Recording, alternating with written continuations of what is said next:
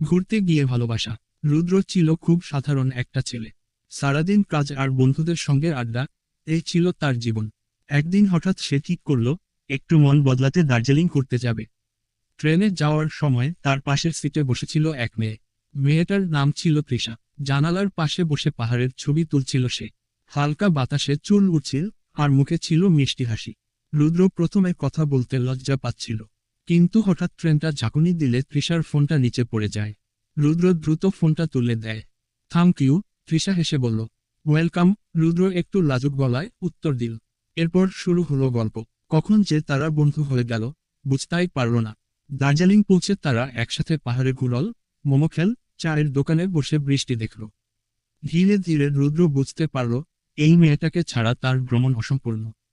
শেষ দিন সূর্য ওঠার সময় টাইগার হিলে দাঁড়িয়ে রুদ্র বলল, তৃষা, তোমার সাথে কাটানো এই কয়েকটা দিন আমার জীবনের সবচেয়ে সুন্দর সময়। তৃষা মুচকি হেসে বলল, আমারও। পাহাড়ের ঠান্ডা বাতাসের মাঝে দুজনের চোখে তখন এক নতুন ভালোবাসার শুরু।